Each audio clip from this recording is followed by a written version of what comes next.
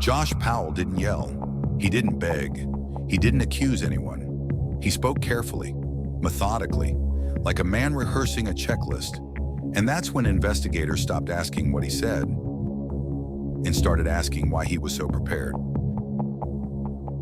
In December 2009, Josh Powell reported that his wife, Susan Powell, was missing from their home in Utah. Josh's explanation was simple. He said he took the children on a late-night camping trip during a winter storm. When he returned, Susan was gone. No note, no signs of forced entry, no clear timeline. Josh appeared cooperative with police.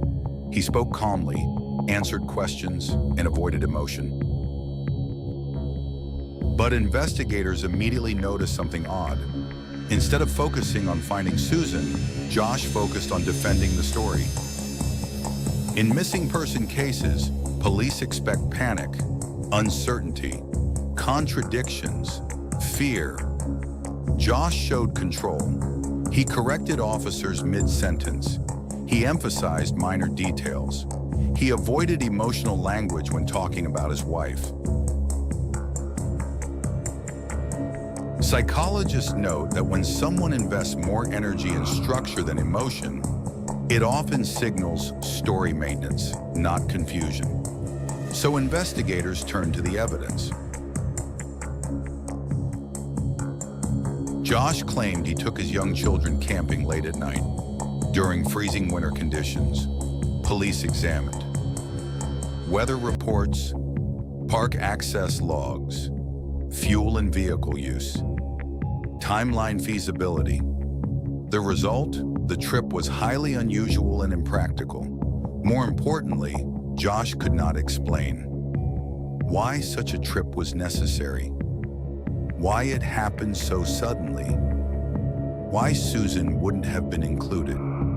This wasn't proof of guilt, but it weakened the foundation of his story. Investigators began treating Josh as a person of interest, not just a concerned husband. Police didn't confront Josh aggressively. They listened. They allowed him to repeat the story, hoping inconsistencies would surface naturally. Instead, Josh's narrative became tighter. That was the problem. Real memories shift under stress. Fabricated ones harden. So investigators search for objective traces. Police examined Josh's digital and financial behavior.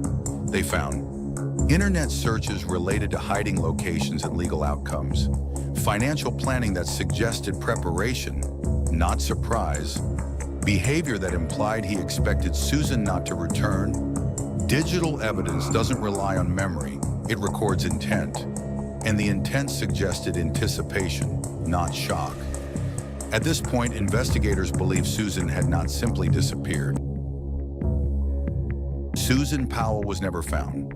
However, based on the investigation, digital evidence, and later developments, authorities concluded Susan likely died inside the home on the night she vanished. Josh Powell was responsible for her disappearance. Evidence suggested deliberate concealment rather than an accident.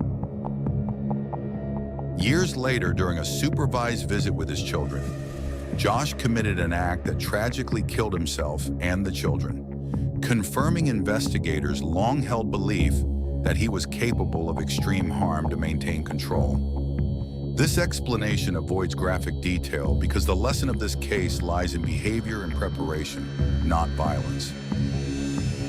Josh Powell wasn't exposed by a confession.